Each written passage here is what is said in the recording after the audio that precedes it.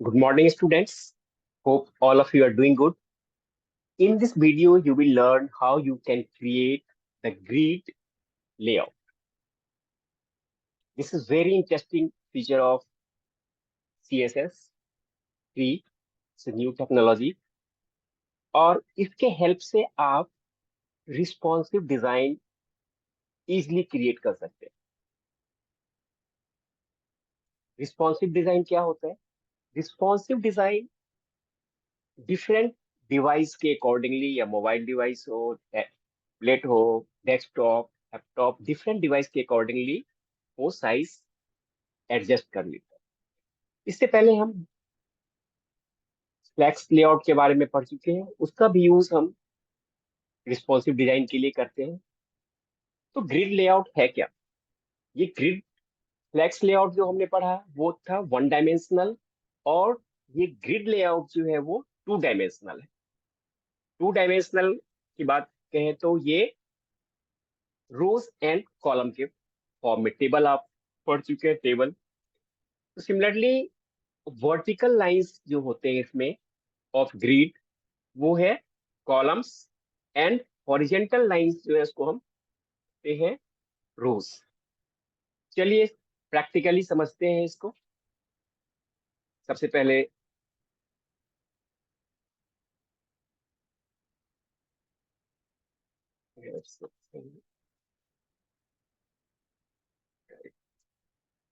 Grid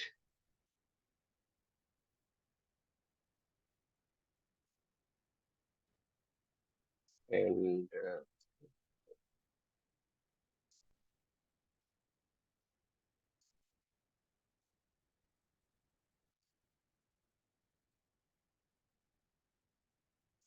HTML. Now here, first of all, we will write down the container tag, div container, and container class एक हम बनाएंगे यहाँ पे। उसके बाद हमने इस कंटेनर को क्लोज कर देते हैं container. Inside the container, we can div here one, and the div class that we can multiple, we can get the div.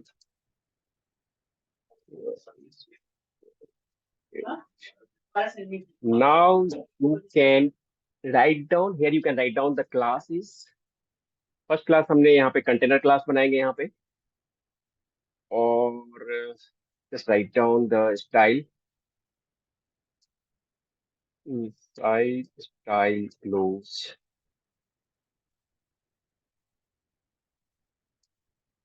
and class name is container. Container class में सबसे पहला जो हमने use करना है यहाँ पे, उसका नाम है display grid. Display grid,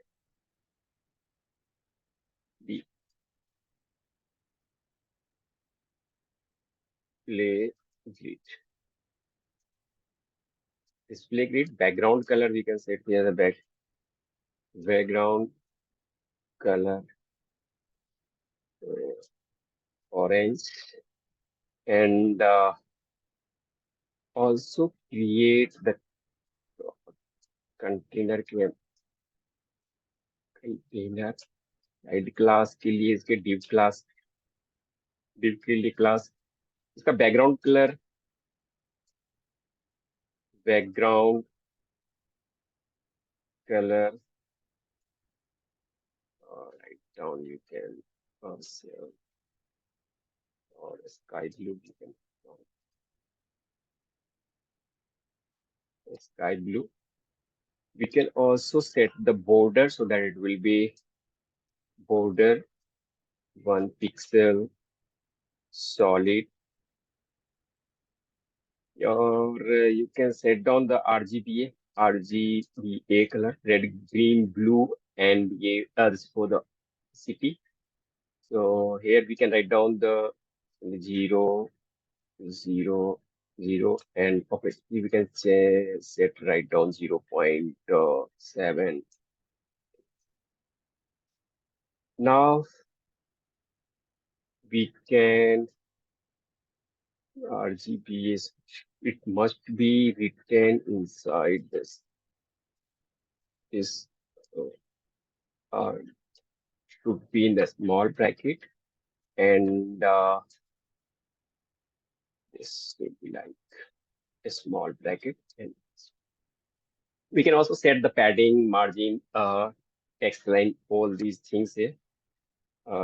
Text align, we can write down here the center, right? Font size also, font size 30 pixel. Just check the output. We must set before going to display grid in the horizontal, in the column or row. So we use here the, यहाँ पे grid template columns property का use करेंगे हम लोग. यहाँ पे सबसे पहले grid ना grid template grid template columns columns. हमने कॉलम्स को कितने पार्ट में डिवाइड करने हैं? अगर मैंने इसका साइज फिक्स यहाँ पे ऑटो लिखते हैं. ऑटो पहला, first is auto, again auto, and the auto, means कि ऑटोमेटिकली ये 3 इक्वल पार्ट्स में डिवाइड करते हैं. चेक करते हैं आउटपुट इसका, एंड यहाँ पे आप देखेंगे कि पहला 3 कॉलम्स इक्वली ये डिवाइड कर, यहाँ पे हमने इक्वल पार्ट्स में डिवाइड कर दिया. अगर मैं इसको यहाँ पे कॉलम को इंक्रीज और डिक्रीज करेंगे, ऑटोमेटिकली ये पूरे के पूरे पार्ट्स अपने आप डिवाइड हो जाएगा. अगर मैंने यहाँ पे कॉलम एक और ऑटो यहाँ पे लिख देंगे, इट मीन्स कि ये 4 4 के ग्रुप में डिवाइड हो जाएगा. 4 फर्स्ट, सेकंड में 4. देखते हैं इसको. इसको हमने, तो आप यहाँ पे देख सकते हैं कि 4 4 का ग्रुप यहाँ पे ऑटोमेटिकली आप, you can also set in the cell, right, in different cell. तो grid template, simply you can write down the auto, so it will divide the whole screen equally. इसके बाद हम यूज करते हैं इसके बीच में अगर गैप देना चाह रहे हैं, कॉलम के बीच में मुझे चाहिए गैप देने, तो यहाँ पे इस प्रॉपर्टी का यूज करेंगे हम. कॉलम गैप प्रॉपर्टी का यूज करेंगे. यहाँ पे लिखते हैं इसको, कॉलम गैप, और यहाँ पिक्सल पे हम यहाँ लिख सकते हैं आप 20 पिक्सल में गैप यहाँ पे देना चाहिए.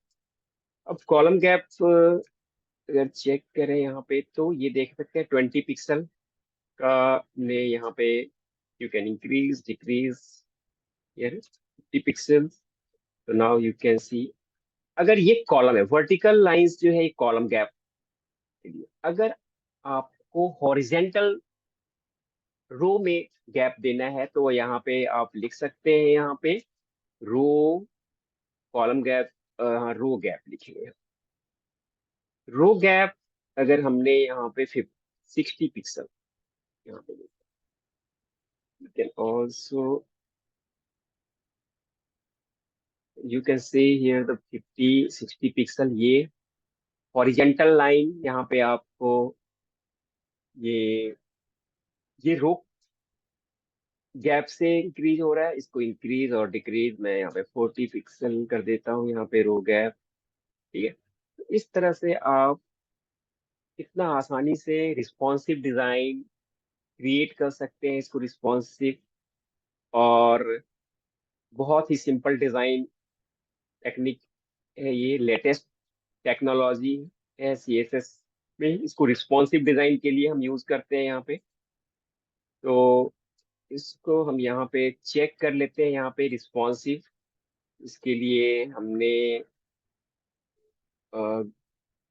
मोजिला फायरफॉक्स ओपन किया है और Ctrl+Shift+M यूज करते हैं डिफरेंट डिवाइसेस में. चेक देखिए, अगर आप अपने डिफरेंस डिवाइसेस के लिए यूज करना चाह रहे हैं, देखिए आपको रिस्पॉन्सिव डिजाइन है different. You can just select here the different devices, Galaxy Note इस. ठीक है. तो बहुत ही इजी है, और ये आप को रिस्पॉन्सिव डिजाइन, सबसे बड़ी बेनिफिट इसका ये है कि रिस्पॉन्सिव डिजाइन के लिए आप या तो डिस्प्ले फ्लैक्स यूज कर सकते हैं, डिस्प्ले ग्रिड यूज सकते हैं। तो बेनिफिट इसका बेसिकली बेनिफिट ये है कि आपको ना ही पोजिशनिंग का ज्यादा ध्यान रखना है इसमें, ना जो कि हम लोग डिप डिजाइन में प्रॉब्लम फेस करते हैं कि फ्लूइड हमें करना है, फ्लूइड का पोजी लेफ्ट ये, और डिस्प्ले का ग्रिड और फ्लैक्स प्रॉपर्टी बहुत ही सिंपल और interesting feature. So also you can set the different properties of padding here, right? Padding we can use here the 10 pixel whatever margin a pixels you can use। तो इस तरह से आप अपने design को और भी अट्रैक्टिव बना सकते हैं। रिस्पॉन्सिव डिजाइन के लिए हम लोग यूज कर रहे हैं इस प्रॉपर्टीज को। I hope the points which I explained, the different properties of CSS grid। Thanks for watching the video।